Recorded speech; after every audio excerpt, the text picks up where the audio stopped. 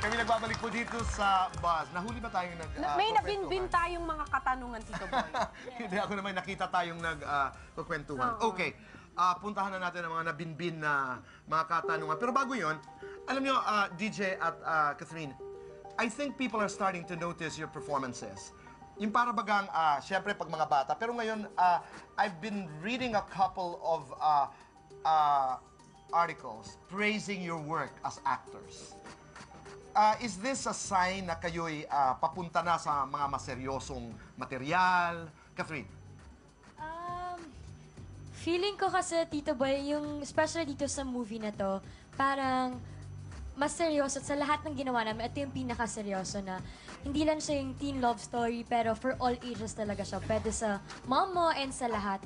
So feeling ko rin kasi yung binibigyan nilang projects sa amin, yung for our age talaga na before, yung ganun muna. Tapos ngayon, medyo one step na mas matanda Ganda ng naman. journey, no? Ganun. So, ibig sabihin, itong pelikulang step by ito step. ay pang-pamilya ito. Pwede panoorin ng tatay, nanay, mga kapatid, lahat. At Why? pwede lalo yung mga lovers, yun. Pwede nila Ayun. panoorin. Kasama yung family. Okay, let's talk about She's Dating the Gangster dahil ito'y hango, mga kaibigan, galing sa Libro. isang libro. Diba? This was written in 2005 by Bianca Bernardino.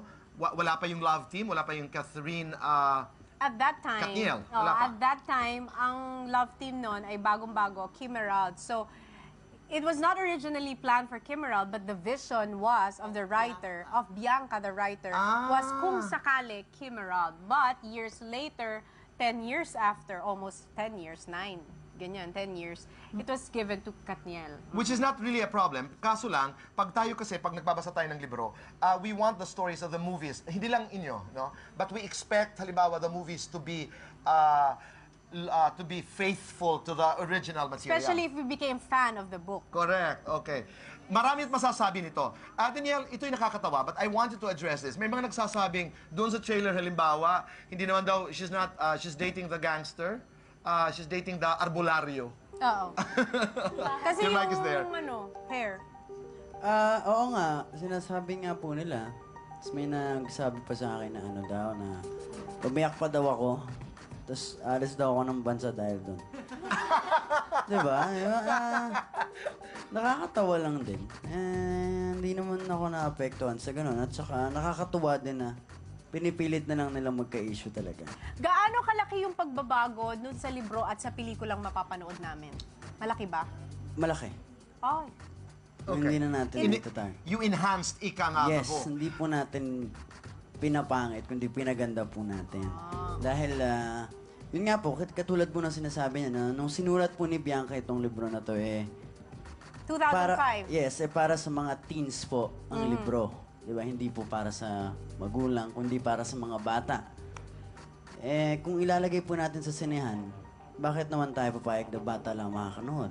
Diba? Bakit hindi pwede na gawin na natin pang-buong pamilya na? Tama. So yun po ang ginawa natin. Ginawa po natin pang-pamilyang Nilawakan yung istorya. That's right. But what I want to say also, dun sa mga nagko-comment dun sa trailer, palagay ko, let's give the movie a chance para makuha ho natin yung konteksto, yung context po ng pelikula kung bakit ganoon ang look ni DJ.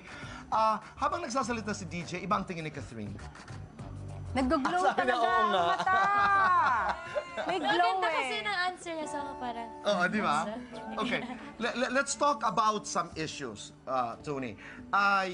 Ka-love triangle nyo dito, si Sofia. Sofia Andres. Yes. Of course, binibigyan ito ng kulay. What is your comment?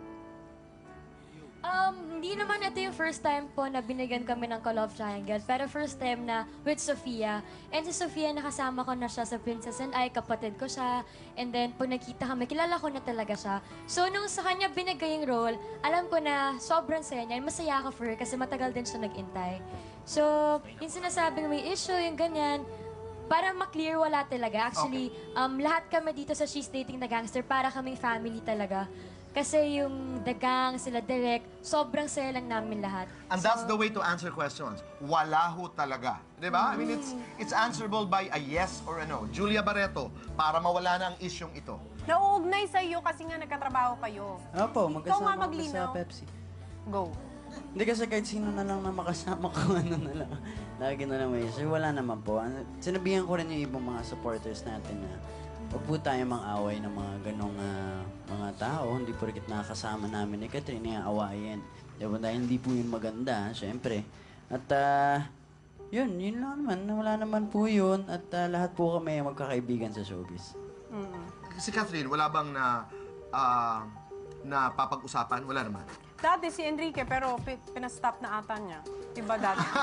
Dati, yung sa tatlo pa Hindi, kayo. ngayon yata eh. Para natitigan Wala mo yata ata ng masama nagbabalak eh. Matras na eh. Okay. Kailan namin mapapanood ang Gustong-gusto ko pelikulang ito. to? Gustong-gusto Go ko na ahead, siya invite mapanood. everyone. DJ, go ahead. Ayan, ilang araw na lang, July 16 na. So Wednesday na po, mapanood niyo na ang She's Dating the Gangster. Kaya sana po supportahan niyo to kasi bihira lang naman talaga mabigyan ng chance na gumawa ng isang pelikula and especially under po sa direction ni Direk Cathy. So very thankful kami and sana itong movie na to, ma-in love sila, yung mga mommies parang mag-reminisce sila sa mga nangyari sa kanila before and sana bigyan nila kami ng chance this time na yung seryosong Kathleen mapapanood nila. And trust me, and super saya namin ni DJ sa project na to. So sana, ganun din kayo after watching this film. DJ, go ahead. Ayun, Tita Malu, hello po sa inyo. Hi, Tita Malu. At syempre kay, naman po kay Dr. Vicky Bello, hello po. At ayun, syempre sa July 16, kung sa Wednesday na po yun, kumbaga 3 tulog na lang. Sana panoorin niyo po ang She's Dating the Gangster. Talagang magandang palabas po ito. Hindi dahil kami po ang bida dito, hindi. Maganda po ang storya. At wala na iba kundi Direk Cathy Garcia Molina po ang nag-direct nito. Kaya sigurado po itong maganda. What a gorgeous pair. What a Oo. good-looking pair. Alam mo, Di Tito ba? Boy, the last time na in-interview ko sila, sabi ni DJ. Daniel, ano ba estado ng relationship nyo? Kayo ba nagliligawan? Sabi niya, ligawan na alam na. Sinabi mo yun. No, pero alam ng lahat kung gaano kagwapo si Daniel. Pero, sa mga nagtatanong, ako every time I'd be outside, I'd say, gaano kaganda si Catherine Bernardo? You are beautiful. Oh, totoo yun. Blooming super, talaga. super. Oo. Ang ganda. Maraming salamat sa inyong dalawa. Thank you, Tita Supportahan po Boy. natin mga Thank you, kaibigan. Ate. She's Dating the Gangster. Ngayong Wednesday na po yan, July 16. Congratulations, bravo. 140 cinemas Yeah, nationwide. right. Yes. Bigay po sa atin ng Stars Cinema. Star Cinema po. Okay, mga kaibigan, huwag po kayong aalis. Dahil magbabalik pa po ang... The Buzz!